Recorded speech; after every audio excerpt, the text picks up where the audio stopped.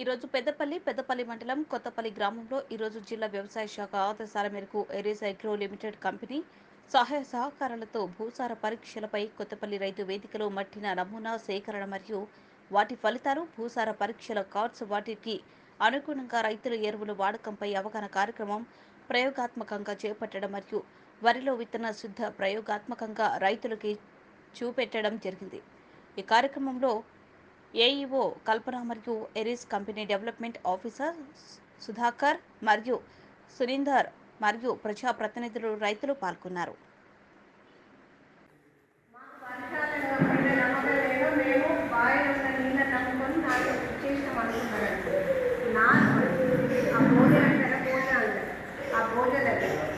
మంచిగా కొంచెం కొంచెం ఇట్లా నీళ్ళగా కలుపుకుంటారు. లీటర్ నీళ్ళు 1 కిలో 150 రూపాయలు అది వేసి దాంట్లో పంపుతుంది. లేదు మూడవది నాటేస్తూ ఉంటారు. నాటేసినప్పుడు ఆ నారు ఉంటుంది కదా, ఆ నారుని నీళ్ళల్లో ఆ నీళ్ళు ఒక గుడ్డ వేసి దాంట్లో లేదా ఒక కట్టనో ట్రైన్లలో పెట్టేసి ఆ నీళ్ళల్లో ఒక అర్ధగంట నానబెట్టిన తర్వాత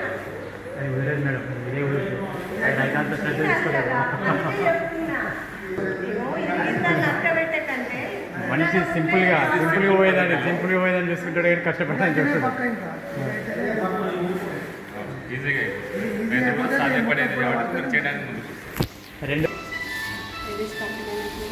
అన్ని దుకాణాల్లో అవైలబుల్ ఉండేటట్టు ఏంటంటే మా వాళ్ళు కార్బనిజం కృత్రిమ ఎరువులు మాత్రమే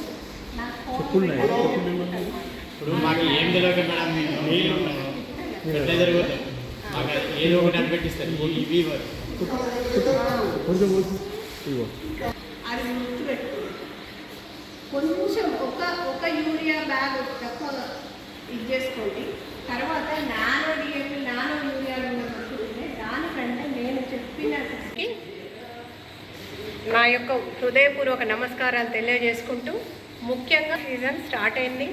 మళ్ళీ రైతు సునిశ్చితమైన విషయాలు క్షుణ్ణంగా పరిశీలించి అతి తక్కువ ఖర్చుతోని అతి ఎక్కువ దిగుబడి పొందుతూ అదే సమయంలో పర్యావరణాన్ని రక్షించాలన్న ఉద్దేశంతో మనకు గౌరవ జిల్లా వ్యవసాయ అధికారి గారు ఆదిరెడ్డి సార్ గారి ఆధ్వర్యంలో మనం ఇక్కడ సాయిల్ టెస్టింగ్ మీద, అంటే మట్టి నమూనాల మీద మనం కొత్తపల్లి రైతు వేదికలో ఈరోజు ఒక మట్టి నమూనాలు ఎట్లా సేకరించాలి, వాటి ఫలితాలను బట్టి ఎరువులను ఎట్లా వాడాలి అన్న దాని మీద ఒక మీటింగ్ కండక్ట్ చేసుకున్నాం.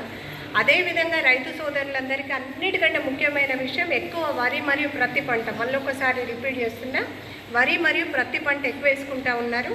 కొంతమంది రైతులు కొంచెం డైవర్ట్ అయినారు, కూరగాయలని ఆయిల్ పామ్ అని పామాయిల్ అని అటు డైవర్ట్ అయినారు.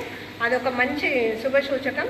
అట్లే రైతు సోదరులు ఇప్పుడు వరి పంటకు వచ్చేసరికి ఎక్కువ సన్న రకాలు ఎంచుకున్నారు. ఇప్పుడు మనకు 75% సన్న రకాలు వెళ్ళిపోయినాయి. కాబట్టి రైతు సోదరులు ఈ సన్న రకాల విషయానికి వచ్చేసరికి తెగుళ్ళు అన్నది మెయిన్ ప్రాబ్లం. కాండం తొలిచే పురుగు అన్నది మన పెద్దపల్లి మండలంలో అబ్జర్వ్ చేసినటువంటి ప్రాబ్లం.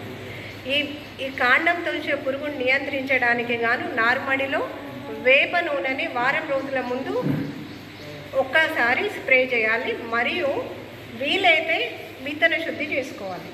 తర్వాత తెగుళ్ళు రాకుండా అన్నిటికంటే ముఖ్యం ఇట్లా విత్తనాన్ని తీసుకోవాలి. ఆ విత్తనాన్ని మనం సూడోమోనాస్, అది జీవ నియంత్రకం, జీవ శిలీంద్ర నాశకి, అదొక బ్యాక్టీరియా పౌడర్, జీవన ఎరువు, బతికున్నటువంటి బ్యాక్టీరియా. ఆ బ్యాక్టీరియాను విత్తనానికి పట్టించడం వల్ల మనకు అగ్గి తెగులు కానీ, ఒకప్పుడు పెద్దపల్లి మండలే కాదు తెలంగాణ స్టేట్లోనే అగ్గి తెగులు అన్నది చాలా రైతులకు ఇబ్బందికరంగా మారి చాలామంది రైతులు నష్టపోయినారు.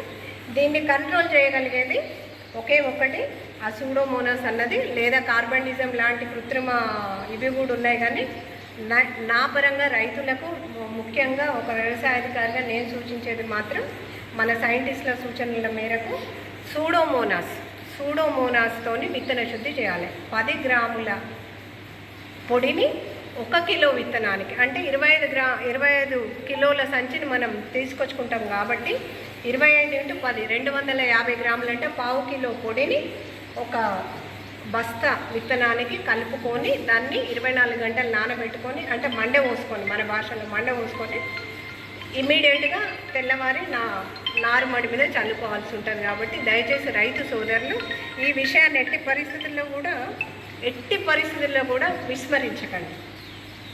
ఈ ఒక్క పని చేయడం వల్ల చాలా రకాలుగా లాభాలు పొందుతారు. ఓకేనా? రైట్.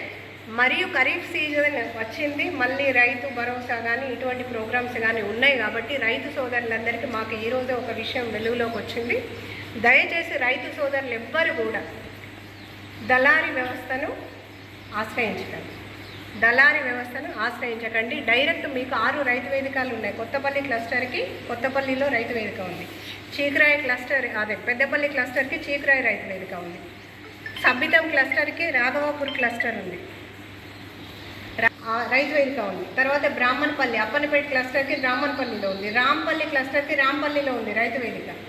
కాబట్టి రైతు సోదరులందరూ వారి 6 రైతు వేదికలకి వెళ్ళి ఏఈఓలను మాత్రమే సంప్రదించాలి. కొన్ని విషయాలు వెలుగులోకి వస్తున్నాయి అటు ఇటు. దళారీ వ్యవస్థ వల్ల రైతులు నష్టపోవద్దు దయచేసి. అంటే అది మానసిక క్షోభ ఉంటుంది కాబట్టి మీరు ఎట్టి పరిస్థితులలో ఏ వివరాలైనా రైతు బంధు